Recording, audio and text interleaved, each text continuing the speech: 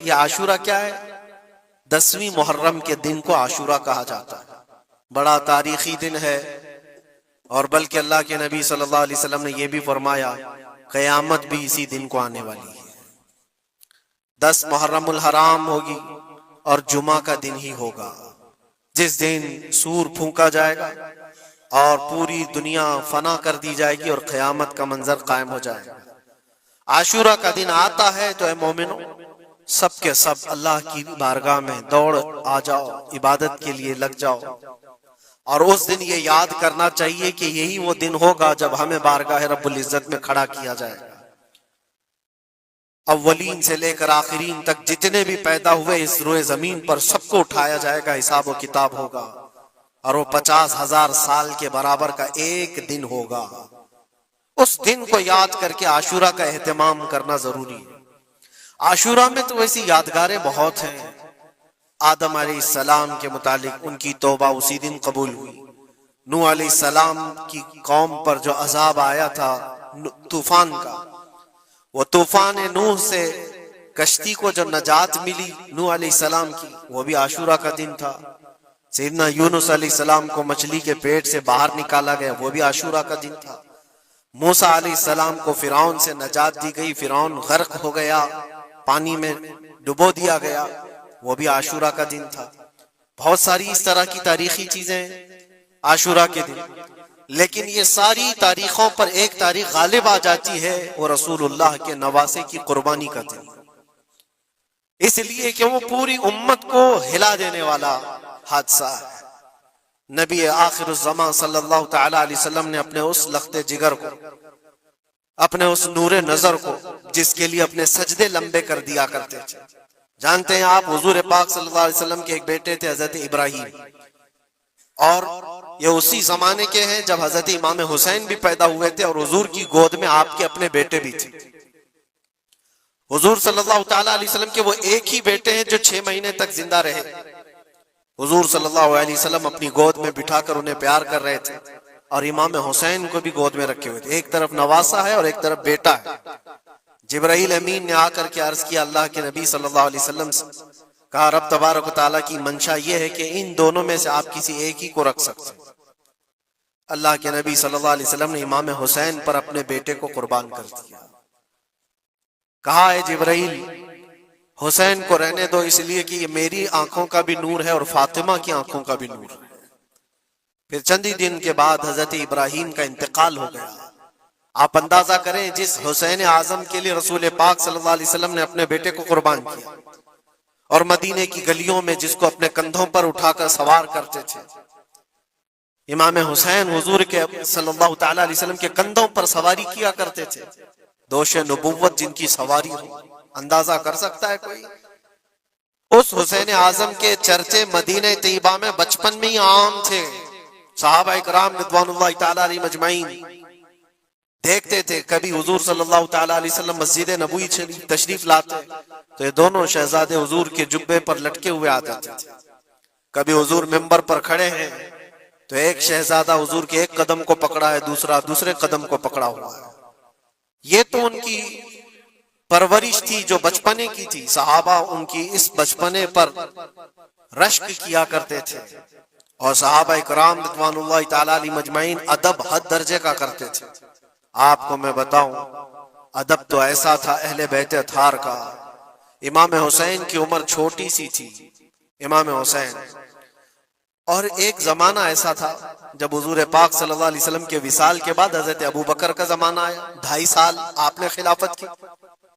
پھر اس کے بعد حضرت عمر کا دور خلافت شروع ہوا، اور حضرت عمر کے دور خلافت کو کون نہیں جانتا؟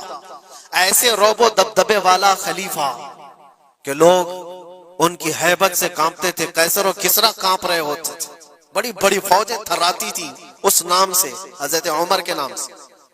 ان کے دور خلافت میں ایک بار ایسا ہوا تھا کہ حضرت عمر کے بیٹے ہیں عبداللہ، اور ان کا اور حضرت امام حسین کا بچپن میں کچھ جھگڑا ہو گیا۔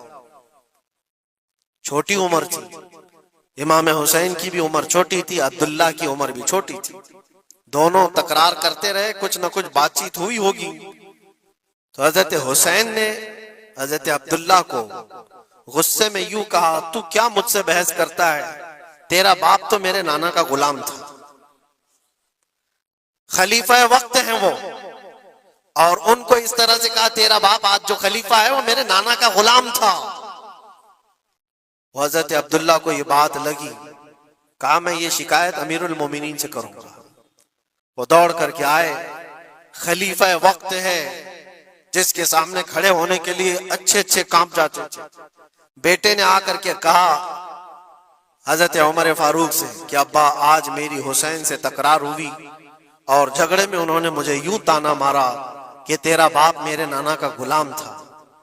حضرت عمر اتر آئے کرسی سے اور کہا کیا حسین نے ایسا کہا؟ کہا بالکل ایسا ہی کہا۔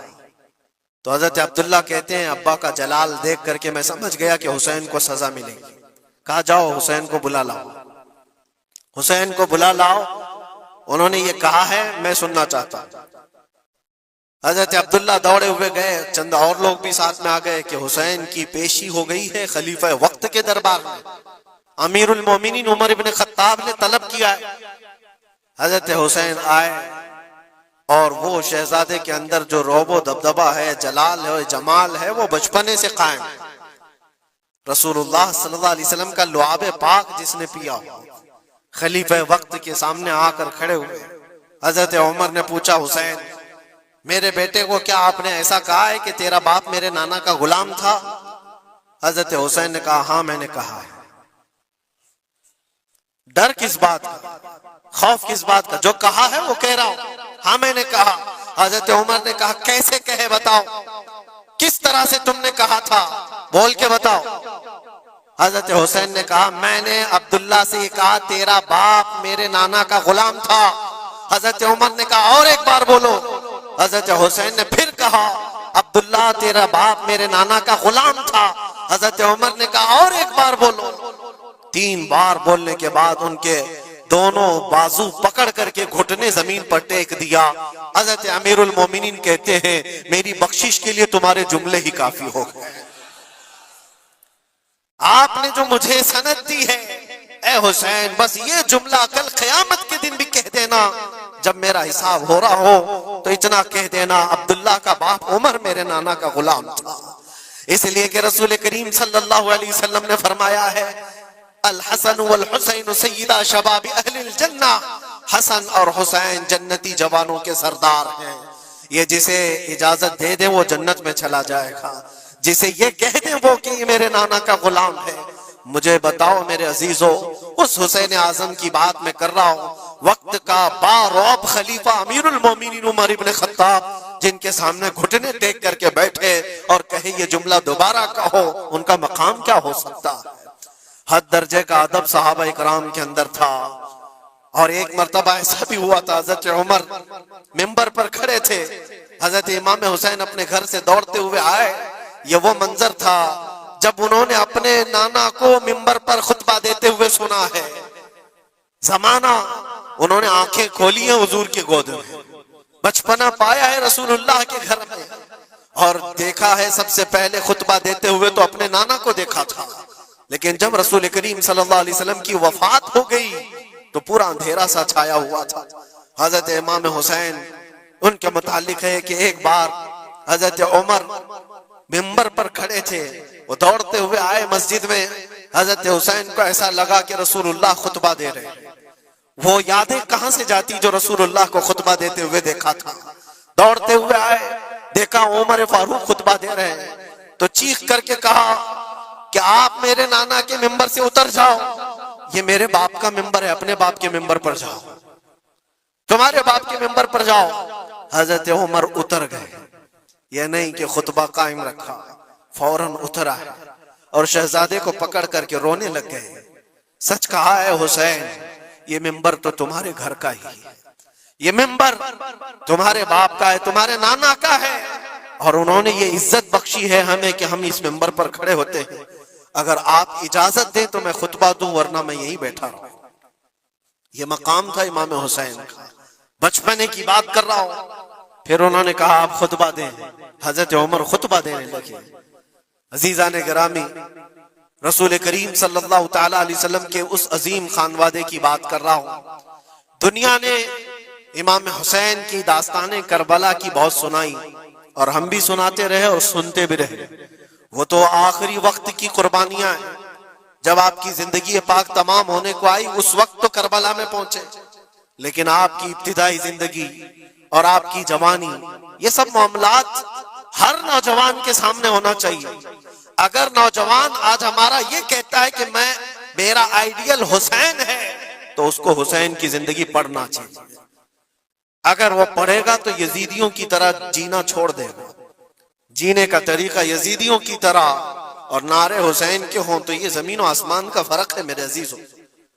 سیدنا امام حسین رضی اللہ تعالیٰ عنہ کے گھرانے کی بات میں آپ کو کہوں، ایک بار حضور پاک صلی اللہ تعالیٰ علیہ وسلم حضرت فاطمہ کے گھر تشریف لائے تھے۔ یہ کون سا وقت تھا میں آپ کو بتاؤں، بچے دونوں بیمار تھے، امام حسن اور امام حسین۔ تو حضرت فاطمہ نے منت کر لی تھی کہ اگر یہ بچے صحت یاب ہو جائیں تو 3 روزے رکھیں گے۔ حضرت علی نے بھی منت کر لی، تو اس کے بعد بچے صحت یاب ہو گئے تو روزے رکھے۔ حضرت علی رضی اللہ تعالیٰ عنہ داماد رسول، اسد اللہ الغالب، شیر خدا جن کو کہتے ہیں، فاتح خیبر شکن اور فاتح خیبر، سیدنا علی بن ابی طالب رضی اللہ تعالیٰ عنہ ایک کھجوروں کے باغیچے میں کام کیا کرتے تھے اور مزدوری میں صرف 2 درہم آپ کو ملتے تھے۔ وہ 2 درہم ایسے کہ اس سے مدینے میں اتنا آٹا ملتا تھا جس سے 5 روٹیاں بن سکتی تھی۔ یہ دن کی مزدوری تھی ان کی، دن بھر کام کر کے آتے، روزہ رکھ کر کے گئے تھے، کام کر کے 2 درہم مزدوری میں لے آئے، اور اس کے بعد آٹا خرید کر لائے اور کہا فاطمہ روٹیاں بنا لو۔ 5 لوگ تھے گھر میں، حضرت فاطمہ، حضرت علی اور آپ کی ایک کنیز فضہ، اور حضرت حسن اور حسین رضی اللہ تعالی عنہ۔ 5 روٹیاں بنی تھی اور شام میں افطار کے لیے بیٹھے تھے، تو عین افطار کے وقت ایک مسکین دروازے پر آتا ہے، وہ کہتا ہے یہ اہل بیت کا گھرانہ ہے، میں بہت بھوکا ہوں، کیا مجھے کچھ کھلایا جا سکتا ہے؟ حضرت فاطمہ نے 5 روٹیاں اٹھا کر اس کی جھولی میں ڈال دی، ایک بھی نہیں رکھا، اور پانی پی کر افطار کر لیا۔ کیا یہ کر سکتا ہے ہم میں سے کوئی؟ افطاری کے وقت ہمارے سامنے رکھا ہوا سامان ادھر سے ادھر ہونے نہیں دیتے۔ کوئی تمہارا شربت تھوڑا سا اٹھا لے تو دیکھو پارا کتنا چڑھ جاتا ہے۔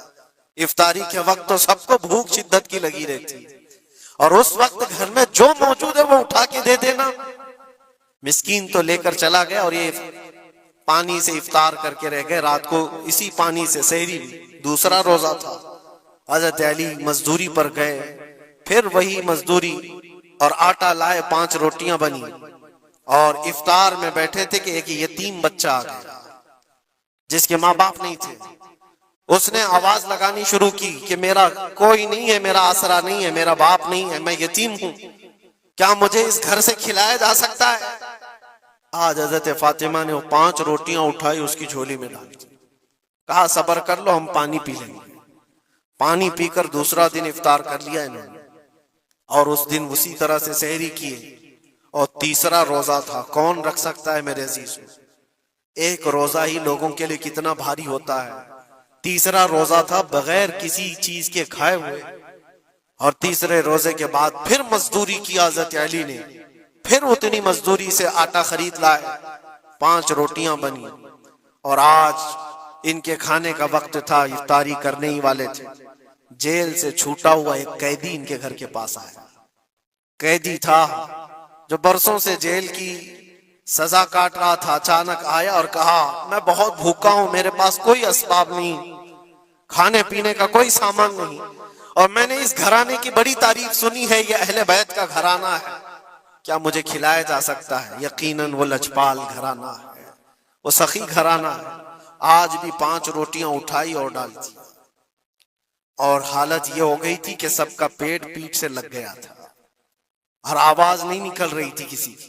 تیسرا دن گزرا تھا، اور اس وقت سب حسنین کریمین طاق میں دبکے ہوئے اندر بیٹھے ہوئے تھے، حضرت علی جھکے ہوئے تھے، حضرت فاطمہ بھی وہ سجدے میں تھی۔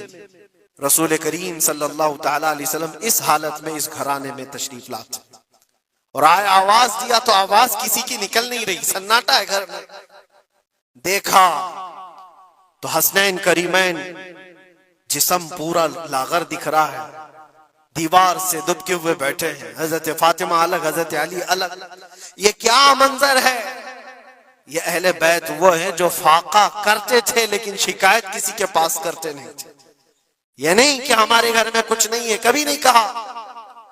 اسی طرح بیٹھے رہے۔ اللہ کے نبی صلی اللہ علیہ وسلم پوچھ رہے تھے تمہیں کیا ہو گیا؟ اسی اسنا میں ان کا جواب آنے سے پہلے جبرائیل امین آیت لے کر کے آ گئے، آیت لے کر کے آ گئے۔ قرآن پاک کی آیت سورہ دہر میں آج بھی موجود ہے۔ اللہ تعالیٰ فرماتا ہے وَيُطْعِمُونَ الطَّعَامَ عَلَى حُبِّهِ مِسْكِينًا وَيَتِيمًا وَأَسِيرًا۔ اے رسول پاک، یہ وہ گھرانہ ہے جو اللہ کی محبت میں کبھی مسکین کو کھلاتا ہے، کبھی یتیم کو کھلاتا ہے، اور کبھی قیدیوں کو کھلاتا ہے۔ اور حضور کو حضرت جبرائیل نے بشارت دی، نہ وہ مسکین گھر پہ آیا تھا، نہ یتیم گھر پہ آیا تھا، نہ قیدی گھر پہ آیا تھا، وہ تو اللہ کا فرشتہ تھا جو اہل بیت کا امتحان لے رہا تھا۔ اور یہ اہل بیت کا گھرانہ امتحان میں مکمل کامیاب ہے، اور ان کے کھانے کے لیے اللہ تعالیٰ جنت سے کھانے نعمت اتار رہا ہے۔ یہ وہ گھرانہ تھا۔ کیا اس صبر کو آپ دیکھ سکتے ہیں بچپن میں جہاں اتنا صبر سکھایا گیا ہو؟ بچوں نے یہ الجھ کر کے کہا ہو کہ ماں کیوں دے رہی ہو روٹیاں، ہمارے لیے بھی تو کچھ رکھو۔ یہ وہ آداب تھے، یہ وہ پرورش تھی جو کربلا کے میدان میں ان کو جبل استقامت بنایا ہوا تھا۔ ٹس سے مس نہیں ہوتے تھے۔ یہ اچانک آئی ہوئی پرورش نہیں تھی، اچانک ملی ہوئی تربیت نہیں تھی، ان کی گٹھی میں گھول کر کے پلائی گئی ہوئی تربیت تھی۔ حسنین کریمین کو یہ صبر و استقامت ان کی ماں اور ان کے باپ نے اس وقت سے دیا ہے جب ابھی وہ شعور کی آنکھیں کھول رہے تھے۔ عزیزان گرامی وقار، استقامت کس کو کہتے ہیں؟ یہی ایک جملہ، ایک لفظ یاد کر لو بس کافی ہے۔ آج میرا میسج اتنا ہی ہے۔ استقامت ہے صرف اور صرف ظلم سہ کر کے مر جانا، یہ کوئی کمال کی بات نہیں۔ ظالم کے سامنے ڈٹے رہنا اور حق بات کا اعلان کرنا، یہ استقامت ہے۔ اور یہ ساری کرامتوں سے بڑھ کر کے ہے۔ ساری کرامتیں، جو بھی ولی کرامت دکھاتا ہے وہ نبوت کا پرتو ہوتا ہے، معجزے کا پرتو ہوتا ہے۔ نبی معجزہ دکھاتے ہیں۔ معجزہ کیا ہے؟ ایسا کام جو عام انسان نہیں کر سکتا۔ جیسے حضرت موسیٰ علیہ السلام نے اپنے لکڑی کو زمین پر ڈالا تو وہ سانپ بن گیا، اژدھا بن گیا۔ حضرت عیسیٰ علیہ السلام مٹی کے پرندے کو پھونک مارتے تھے تو وہ اڑ جاتا تھا۔ یہ معجزہ ہے۔ اور ولی سے جو کام صادر ہوتا ہے ایسا جو عام انسان نہیں کر سکتا، اس کو کیا کہتے ہیں؟ کرامت۔ ولی سے کرامت ثابت ہوتی ہے۔ بہت سارے اولیاء کرام سے کرامتیں صادر ہوئی۔ سرکار غوث پاک رضی اللہ تعالیٰ عنہ کی کرامتیں بہت ہیں، سرکار غریب نواز کی کرامت ہیں، بہت سارے اولیاء کرام کی بہت سی کرامتیں۔ انہوں نے کبھی پانی پر اپنے مصلے بچھائے، کبھی ہواؤں میں چل کے دکھائے، یا پھر محیر العقول کام جو عام انسان کی سمجھ میں نہ آئے، یہ سب کرامتیں دیکھ کر انسان حیرت میں آ جاتا ہے، ایسا کیسے؟ اور آج بھی سارے لوگ اسی چکر میں باباؤں کے پیچھے گھومتے رہتے ہیں کہ کوئی چمتکار دکھ جائے، چمتکار نظر آ جائے۔ چمتکار دیکھنے کے لیے انسان پاگل ہو جاتا ہے۔ اسی جو آپ کی زبان میں چمتکار اور کرامت الگ چیز ہے۔ جادوگر کوئی چیز دکھا رہا ہے وہ چمتکار ہے۔ کرامت دیکھ کر کے تم یہ سمجھنے لگتے ہو اس سے بڑا کوئی ہو ہی نہیں سکتا، اس سے بڑا کوئی نہیں ہو سکتا۔ اگر تمہارے سامنے کوئی بابا ہوا میں اڑ کے دکھا دیا تو ہو گیا پھر تمہارا، ساری چیزیں اس کے پیچھے قربان، اس سے پہنچا ہوا کوئی نہیں۔ میں آپ کو کہتا ہوں دنیا کی ساری کرامتیں ایک جگہ پر حق بات پر اٹل ہو جانا استقامت اس سے بڑھ کر کے ہے۔ وہ امام حسین نے کربلا کے میدان میں دکھایا ہے۔ کرامت کیا ہے امام حسین نہیں دکھا سکتے تھے؟ ارے سارے اولیاء جن کے قدموں سے لگے ہوئے ہو، جہاں سے ولایت بٹ رہی ہو، حضرت مولا علی کو کیا کہتے ہیں؟ شاہ ولایت کہا جاتا ہے۔ سارے اولیاء کرام کی ولایت وہاں جاتی ہے۔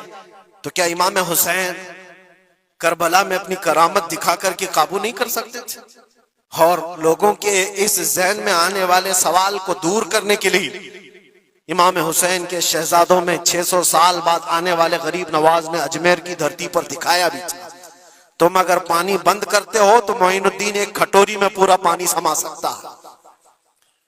کیا نہیں ہوئی تھی انا ساگر کا پورا پانی ایک کھٹوری میں سرکار غریب نواز کے حکم پر نہیں جمع ہوا تھا, اور آپ نے چھوڑ دیا تو پانی پورا چلا گیا. وہ 600 سال بعد آنے والے غریب نواز جو امام حسین کی اولاد میں سے اتنے سالوں بعد آنے والی اولاد میں یہ پاور ہے, یہ طاقت ہے, تو حسین کے ہاتھوں میں کیا طاقت ہو سکتی؟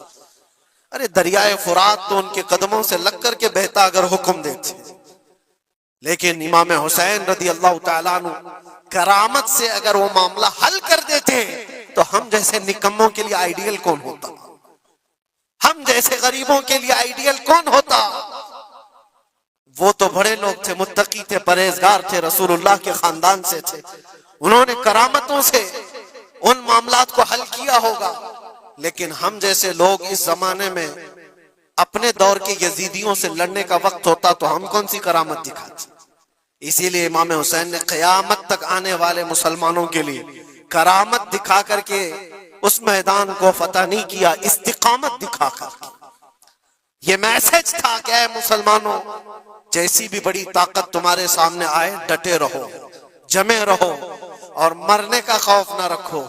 اگر کٹ جاتے ہو, مر جاتے ہو تو کوئی فرق نہیں پڑتا, کیونکہ رب تبارک و تعالیٰ نے پہلے ہی قرآن میں گواہی دے دی ہے, وَلَا تَقُولُوا لِمَنْ يُقْتَلُ فِي سَبِيلِ اللَّهِ أَمْوَاتٌ بَلْ أَحْيَاءٌ وَلَكِنْ لَا تَشْعُرُونَ. جو اللہ کی راہ میں مارے جائیں انہیں مردہ نہ کہو, وہ زندہ ہیں, تمہیں اس کا شعور نہیں. اور وہ زندگی تو آج بھی ہم دیکھ رہے ہیں, اسلام زندہ ہوتا ہے ہر کربلا کے بعد.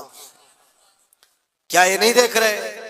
ہر گھر پہ امام حسین کے چرچے, جلنے والے ہوں گے, کڑنے والے ہوں گے, لیکن ان کو انگلیوں پہ گنا جا سکتا ہے, باقی چاہنے والوں کی تعداد ستاروں سے زیادہ ہے. امام حسین کا جھنڈا آج بھی اسی طرح لہرا رہا ہے. سچ بتاؤں میں آپ کو, کبھی آپ کو اتفاق ہو تو ملک شام کے دمشق میں بھی جانا, جہاں پر 3 سال یزید کا دربار لگتا تھا. وہ بھی اپنے وقت کا خلیفہ بنا ہوا تھا, اور اس نے جو اپنے دور خلافت میں, اپنے دور حکومت میں ظلم ڈھائے وہ تاریخ میں رقم ہو چکے. جا کر کے پوچھنا اہل شام سے, دمشق والوں سے, کہ ایک دور یہاں تمہارا بادشاہ رہتا تھا, شام کا حکمران یزید, وہ کہاں ہے, اس کی قبر کہاں ہے؟ لوگ تو بغلیں اٹھا کر کے آپ کو کہیں گے کہ یہاں تو کوئی ایسی قبر نہیں دی. ہاں ہم کو پتا ہے, بعض مورخین نے, بعض دانشور جو پڑھے لکھے وہ کہتے ہیں جہاں پر سارا کچرا ایک جگہ پھینکا جاتا ہے, ڈم کیا جاتا ہے دمشق کا, وہاں کہیں اس کی قبر کھو گئی ہے, اس میں کہیں قبر کھو گئی.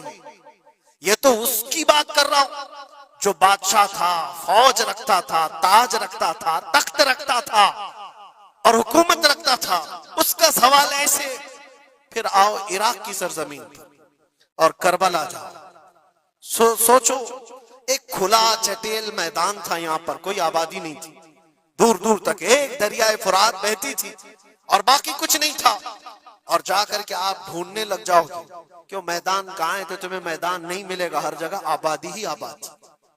ایک حسین و جمیل شہر ہے, اور لوگوں سے پوچھو کہ یہاں تو ہم نے سنا تھا رسول اللہ کے شہزادے حسین کو کاٹ کر کے ٹکڑوں میں بدل دیا گیا تھا, ان کے شہزادوں کو, اور امام حسین کے سر کو الگ کر دیا گیا, جسم کو الگ کر دیا گیا, ان کے بیٹوں کے جسم پر گھوڑے دوڑا دیے گئے تھے. سنا تو ایسا تھا کہ ان کے سب جسم کو اس طرح سے بکھیر دیا گیا تھا. وہ کہاں ہیں؟ کیا مٹ گئے تاریخ میں؟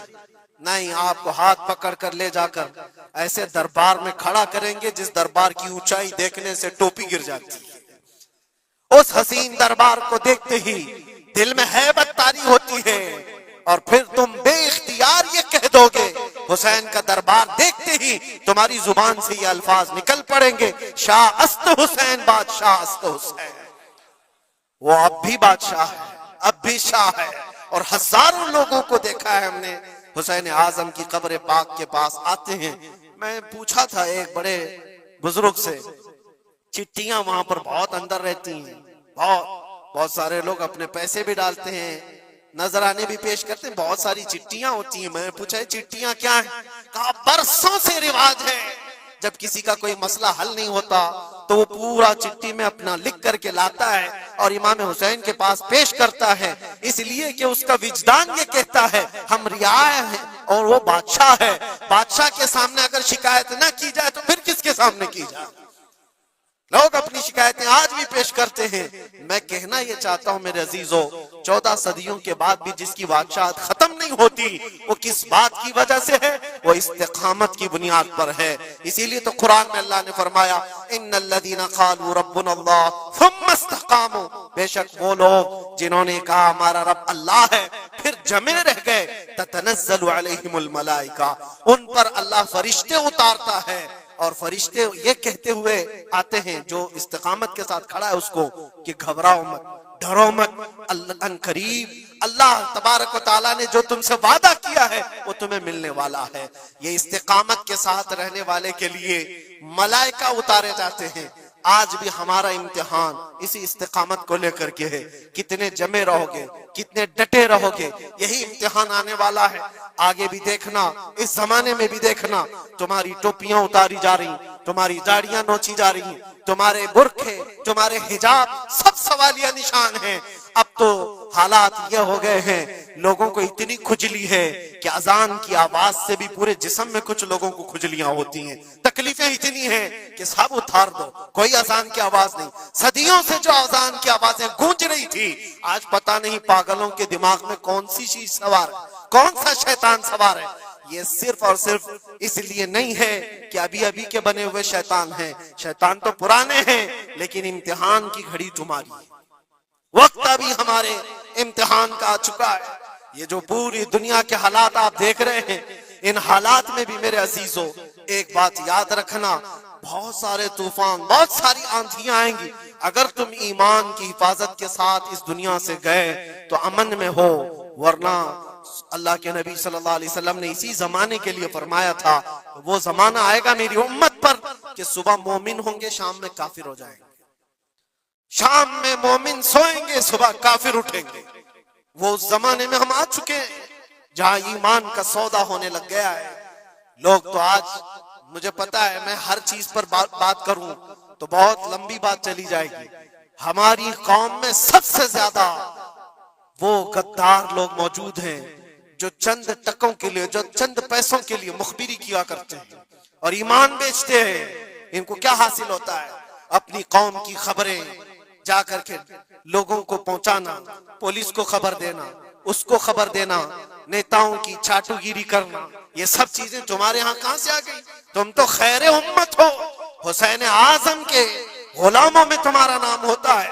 تمہارا سینہ تو ایسا ہونا چاہیے کہ کبھی تمہیں کوئی غلامی پہ جھکا نہ سکے، لیکن جو لوگ غلامی کو پسند کر کے تلوے چھاٹنا چاہتے ہو، یاد رکھنا اس دنیا میں بھی ذلت ہے، آخرت میں بھی بڑی ذلت ہے، بہت بڑی ذلت کا توق اٹھا کر کے اٹھائے جائیں گے۔ اسی لیے باز آؤ، اے نوجوانوں، میں آپ سے کہتا ہوں، لالچ پر، پیسوں پر، تھوڑی سہولت دینے پر اگر تم بک جاتے ہو تو تم سے زیادہ اس روئے زمین پر کوئی بدنصیب نہیں ہوگا، کوئی بدنصیب نہیں ہوگا۔ آپ کو پتا ہے منافقین کے رد میں اللہ نے کتنی آیتیں اتاری، اور قرآن میں اللہ نے فرمایا ان المنافقین فی الدرک الاسفل من النار، بے شک منافقین جہنم کے سب سے نیچے حصے میں ہوں گے، سب سے زیادہ عذاب میں ہوں گے۔ کون ہے وہ منافق؟ جو چہرے سے مسلمان دکھتے ہوں، اندر سے کافر ہوتے ہیں۔ یہ دغا باز، دھوکے باز۔ آج پتہ ہے آپ کو ایران کی اس لڑائی میں سب سے زیادہ اسے نقصان کس چیز سے ہوا تھا؟ میں اس جنگ پر بات نہیں کر رہا، لیکن اس مقابلے کو آپ اپنے سامنے جو پیش آ رہی ہیں ان حالات کو دیکھ کر کے سمجھو۔ سب سے زیادہ یہودیوں کی طرف سے نہیں، ان کی قوم میں موجود ان کے غداروں سے تھا، جنہوں نے جگہ جگہ بم اڑائے، جگہ جگہ اسرائیل کا کام کیا وہاں پر۔ یہ سارے ہر زمانے میں ہوتے ہیں۔ ان کو کیا فائدہ تھا؟ ان کو کیا چیز ملنے والی تھی؟ بس تھوڑے سے پیسے یا تھوڑی سی سہولتیں یا تھوڑا سا دنیا کا عیش ملتا۔ یہ ہر زمانے میں ہوتا ہے۔ یہ تمہاری زندگی میں کبھی آفر آئے تو ٹھکرا دینا، اس لیے کہ رسول اللہ سے غداری کبھی نہیں کرنا۔ حضور پاک صلی اللہ تعالیٰ علیہ وسلم کو قبر میں بھی تمہیں منہ دکھانا ہے اور حشر میں بھی منہ دکھانا ہے۔ آج تمہاری دشمنی بھی اگر کسی مسلمان سے ہو جائے تو اس کی خبر گیری کرنا یا اس کی جاسوسی کر کے دوسرے تک پہنچانا یہ سخت قبیح کام ہے، بہت ہی برا فعل ہے۔ اس اللہ تعالیٰ کی اس پر لعنت ہے جو اس طرح کے کاموں میں مصروف ہے۔ غداروں سے بہت بڑا نقصان ہے۔ آج استقامت کی بات میں کر رہا ہوں، ایسے حالات بھی تمہارے ساتھ آئیں گے، تمہارے اپنے ٹوٹ جائیں گے، بکھر جائیں گے، لوگ چھوڑ کر کے غداری کریں گے۔ آپ کو میں بتاؤں، میں قید کی حالت میں تھا، 22 دن تک مجھے ادھر سے ادھر گھمایا جا رہا تھا انویسٹیگیشن کے نام پر۔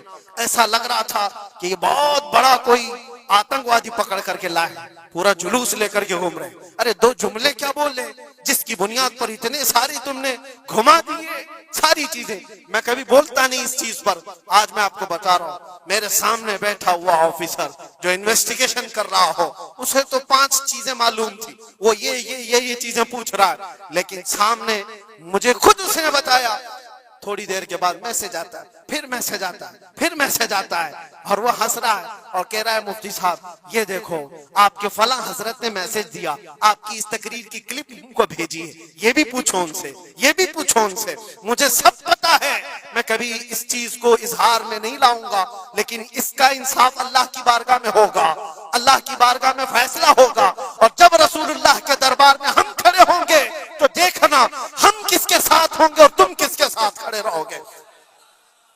دیکھنا اس بات کو، ایک بندہ رسول اللہ کی عزت کے لیے کفار و مشرکین کے نرغے میں بیٹھا ہو اور تم اپنی روٹیاں سیکنے کے لیے اس کے سامنے ہماری جاسوسی کرتے ہو اور اس سے کہتے ہو کسی حالت میں چھوڑنا مت، کسی حالت میں چھوڑنا مت، اور وہ لوگ جانتے ہیں اور وہ کہتے ہیں آپ گھبراؤ مت، ہم تو اپنا پروسیس کریں گے، اور ایسے لوگ ہمارے پاس بہت سارے ہیں جو بھیجتے رہتے ہیں، ہم تو اپنا کام ہی کریں گے۔ لیکن میرے عزیزو، وہ کام اپنا کر رہے ہوں گے لیکن دل پر چھریاں چلتی ہیں۔ یہ کون سے لوگ ہیں؟ کس نبی کا کلمہ پڑے ہوئے لوگ ہیں؟ تمہارے لیے رسول اللہ کی ناموس بھی کوئی معنی نہیں رکھتی، حضور پاک کی عزت بھی کوئی معنی نہیں رکھتی۔ اس چیز سے آج پوری قوم پریشان ہے۔ بڑی بڑی جنگیں اسی لیے ہاری جاتی ہیں جب قوم کے اندر منافقین موجود ہوتے ہیں۔ آج اس چیز کے اپنے دل کو بھی پاک رکھو۔ ہم نے تاریخ دیکھی ہے، ٹیپو سلطان یوں ہی نہیں مرے تھے، ٹیپو سلطان کو انگریزوں کے ہاتھ میں دینے والا بھی غدار موجود تھا، مسلمان تھا۔ یہ ساری غداریاں آج جو آئی، کتنے تو ایسے ہیں پہلے ہی سے جا کر کے کہہ دے مسجد میں یہ ہو رہا ہے، مسجد میں یہ ہو رہا ہے۔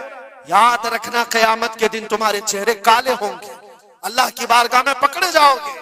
وَمَنْ أَظْلَمُ مِمَّنْ مَنَعَ مَسَاجِدَ اللَّهِ أَن يُذْكَرَ فِيهَا اسْمُهُ وَسَعَىٰ فِي خَرَابِهَا۔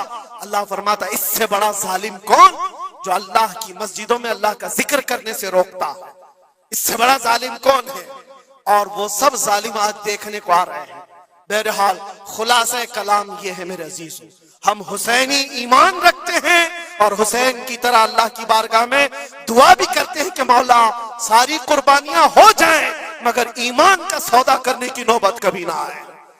رب تبارک و تعالی ہماری یہ حفاظت فرمائے کہ ہمارے جسم کے چھتڑے ہو جائیں مگر مولا تیرے حبیب پاک کی عزت اور ان کی محبت بال برابر بھی ہمارے دل میں فرق آنے نہ پائے، بال برابر بھی فرق ہونے نہ پائے۔